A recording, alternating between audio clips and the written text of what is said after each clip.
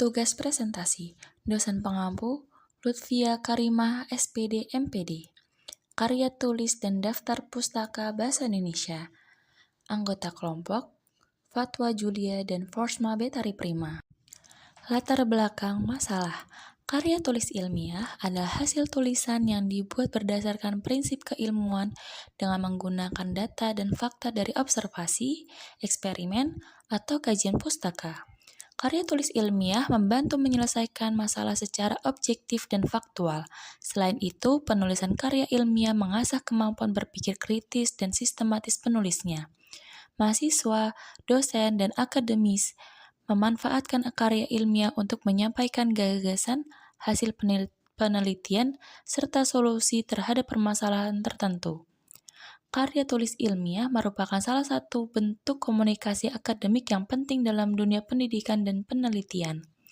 Melalui KTI, seseorang dapat menyampaikan ide, gagasan, atau hasil penelitiannya secara sistematis dan logis agar dapat dipahami dan dikaji oleh pembaca lain. Rumusan masalah. 1. Apa itu jenis-jenis karya tulis ilmiah? 2. Apa itu sistematika karya tulis ilmiah? 3. Apa itu pedoman daftar pustaka? 4. Apa itu gaya penulisan daftar pustaka? Tujuan. 1. Untuk mengetahui apa itu jenis-jenis karya tulis ilmiah. 2. Untuk mengetahui apa itu sistematika karya tulis ilmiah. 3. Untuk mengetahui apa itu pedoman daftar pustaka. 4. Untuk mengetahui apa itu gaya penulisan daftar pustaka. Oke, selanjutnya ada pengertian karya tulis ilmiah. Menurut Kamus Besar Bahasa Indonesia, karya tulis ilmiah adalah karya tulis yang dibuat dengan prinsip-prinsip ilmiah berdasarkan data dan fakta yang diperoleh dari hasil observasi, eksperimen, dan kajian pustaka. Pada umumnya, karya tulis ilmiah berisikan tentang data, fakta, dan solusi untuk menyelesaikan masalah dalam tulisan tersebut. Masalah pada karya tulis ilmiah bersifat objektif dan faktual.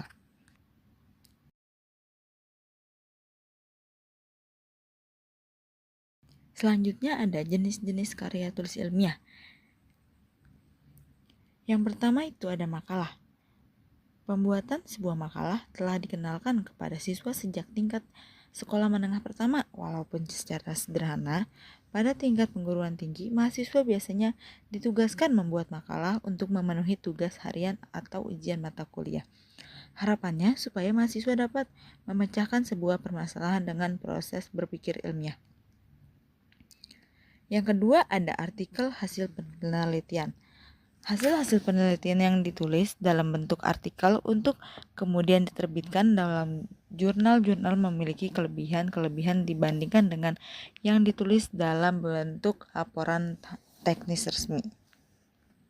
Laporan teknis resmi memang dituntut untuk berisi hal-hal yang menyeluruh dan lengkap sehingga naskah cenderung tebal dan diproduksinya dalam jumlah yang sangat tebal. Dan akibatnya hanya kalangan yang sangat terbatas saja yang dapat membacanya. Sebaliknya, hasil penelitian yang ditulis dalam bentuk artikel biasanya dituntut untuk berisi hal-hal yang penting saja. Oleh karena itu, setiap kali terbit suatu jurnal membuat beberapa artikel hingga ruang yang tersedia untuk suatu artikel terbatas. Yang selanjutnya ada review buku, bab buku, atau artikel. Jadi, melakukan sebuah evaluasi terhadap buku, bab, buku, artikel yang sebelumnya telah dibaca dengan sesama. Tugas ini mengharuskan mahasiswa menggunakan keahlian membaca secara intersensif sehingga dapat memberikan penilaian terhadap buku dan merekomendasikannya kepada para pembaca lainnya. Oleh karena itu, tugas review tidak hanya berupa ringkasan saja, tetapi juga merupakan bentuk kajian kritis. Yang terakhir ada karya tulis untuk tugas akhir. Jadi, dalam menyelesaikan studi mahasiswa mewajibkan membuat sebuah karya tulis ilmiah. Bentuk karya tulis tersebut disesuaikan dengan jenjang pendidikan yang ditempuh. Mahasiswa, bagaimana program diploma karya tulis ilmiah dikenalkan sebagai tugas akhir atau laporan tugas akhir. Tugas akhir yang dibuat merupakan sebuah mini riset, yaitu terhadap teori-teori yang telah dikemukakan oleh para ahli. Tugas akhir ini memiliki bobot 3 SKS semester itu. Mahasiswa ini di program sarjana membuat karya tulis ilmiah yang berupa skripsi. Selanjutnya ada sistematika penulisan karya tulis ilmiah.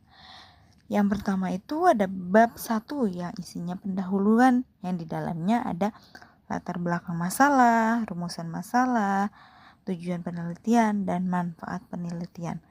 Apa itu latar belakang masalah? Jadi, latar belakang masalah tentang isi latar belakang yang menggambarkan alasan pentingnya dilakukan penelitian itu.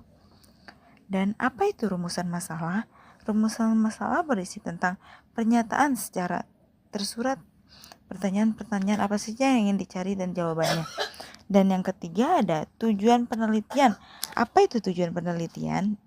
Terdiri dari penjelasan tujuan umum dan khusus sehingga pembaca mengerti tentang pentingnya penelitian dilakukannya. Dan yang terakhir ada manfaat penelitian. Manfaat penelitian membahas manfaat untuk layanan masyarakat, pendidikan, dan perkembangan ilmu pengetahuan, dan juga teknologi berhubung dengan karya tulis ilmiah. Dan di bab 2 ada tinjauan teori.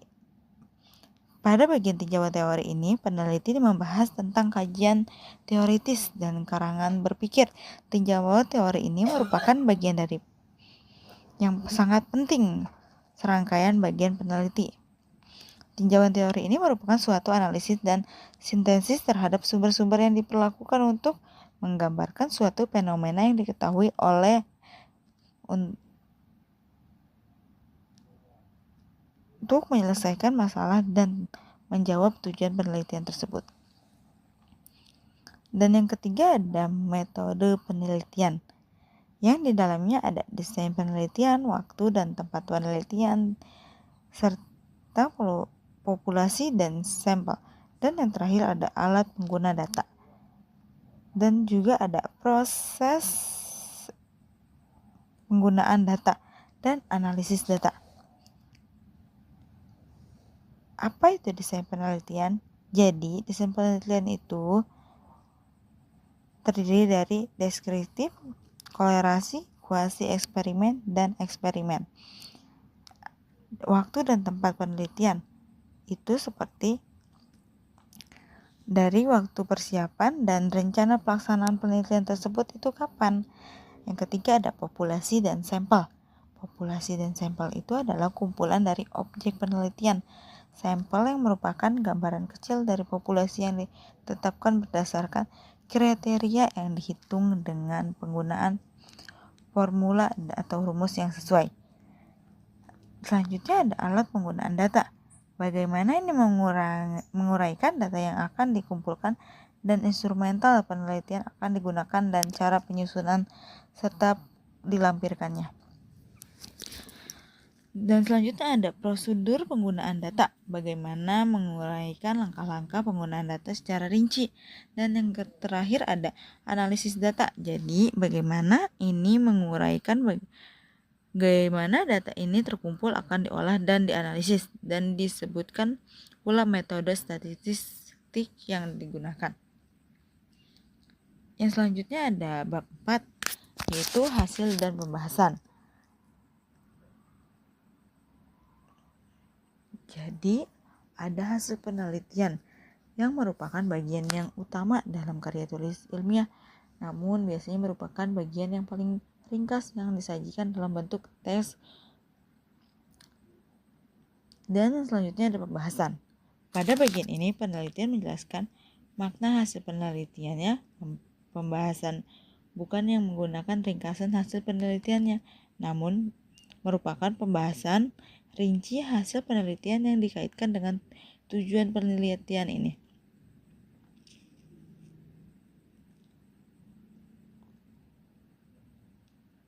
Bab 5 yaitu penutup. Bagian ini memuat kesimpulan hasil pembahasan penelitian secara sistematis yang berkaitan dengan upaya menanggung jawab hipotesis atau tujuan penelitian. Ya, setelah kita memahami apa itu karya tulis ilmiah, selanjutnya kita memahami daftar pustaka. Daftar pustaka memiliki pedoman cara penulisan. Yang pertama, penulisan dilakukan secara penomoran. Yang kedua, merujuk pada terbitan 5 tahun terakhir. Yang ketiga, setiap rujukan yang dimasukkan pada isi naskah harus menyertakan sumbernya. Penulisan rujukan pada akhir kalimat ditandai dengan tanda kurung. Yang keempat, penulisan daftar pustaka dengan menggunakan American Psychological Association atau APA Style, George Forbes Memorial Library, Lincoln University 2011. Yang kelima, penulisan menggunakan tipe huruf Arial ukuran 8. Selanjutnya yang keenam, cara penulisan daftar pustaka.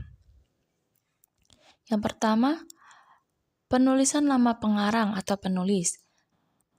Penulisan nama pengarang atau penulis tanpa menggunakan gelar.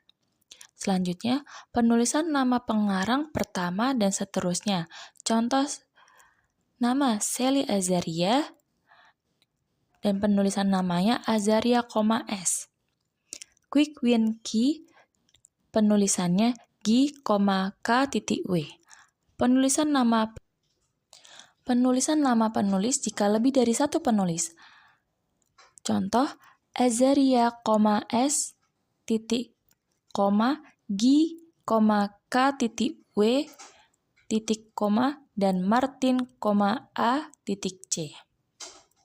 Penulisan nama penulis maksimal 6 penulis. Jika lebih, selanjutnya digantikan dengan @ Selanjutnya pada sumber online, tuliskan secara lengkap URL-nya dengan cara menuliskan kata retrieved from sebelum URL. Lalu, untuk proceeding yang diakses secara online, maka digantikan kota terbit dan penerbit dengan nomor DOI atau Digital Object Identifier atau URL. Terakhir, tidak ada kata yang digarisbawahi termasuk URL. Ya, selanjutnya ada gaya penulisan daftar pustaka dan contohnya. Yang pertama ada APA atau American Psychological Association Style. Ya, bisa dilihat bagaimana dengan contohnya. Lalu yang kedua ada MLA atau Modern Language Association Style. Yang ketiga ada Chicago Style. Selanjutnya ada Hartford Style, Vancouver Style, dan ASA atau American Sociological Association Style. Lalu ada IEE atau Institute of Electrical and Electronics Engineer Style. Berikut contoh penulisan daftar pustaka berdasarkan sumbernya. Yang pertama ada buku satu penulis Tarsito. Cara penulisan dengan menuliskan nama penulis, titik tahun terbit, titik judul buku. Judul buku ditulis dengan miring, titik kota terbit, titik 2 penerbit. Contoh, Adi Miharja, Kusnaka, titik 1992, titik judul buku Kasepuhan yang tumbuh di atas yang luruh, titik Bandung, titik 2 Tarsito. Yang kedua ada buku yang ditulis atas nama lembaga. Contoh, nama lembaga, titik tahun terbit, titik judul buku, titik kota terbit, titik 2 penerbit. Dengan contoh, UNESCO, AB, titik 2000, titik Globalization and Living Together, the Challenge of Educational Content in Asia, New Delhi. Titik 2, UNESCO, strip Central Board of Secondary Education India. Selanjutnya ada contoh penulisan pada skripsi, tesis, atau disertasi, yaitu dengan nama penulis, titik tahun pengesahan, titik judul skripsi, koma tesis atau disertasi, titik skripsi atau tesis atau disertasi, koma fakultas atau program studi, titik kota kedudukan, titik 2 perguruan tinggi. Dengan contoh, Hermawan, Iwan, titik 2008, titik kearifan lokal Sunda dalam pendidikan atau kajian terhadap aktualisasi nilai-nilai tradisi Sunda dalam pendidikan IPS di Sekolah Pasundan dan Yayasan Atikan Sunda. Titik disertasi, Sekolah Pasca Sarjana, titik Bandung, titik 2 Universitas.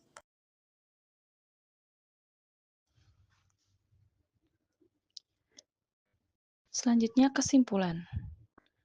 Berdasarkan keempat rumusan masalah di atas, dapat disimpulkan bahwa pemahaman mengenai jenis-jenis karya tulis ilmiah atau KTI, sistematika KTI, pedoman daftar pustaka, dan gaya penulisan daftar pustaka merupakan hal yang sangat penting dalam dunia akademik. KTI memiliki berbagai jenis sesuai dengan tujuan dan bidang keilmuan. Penyusunannya mengikuti sistematika tertentu agar runtut dan mudah dipahami, serta daftar pustaka disusun berdasarkan pedoman dan gaya penulisan yang telah ditentukan agar referensi yang digunakan dapat diakui keabsahannya.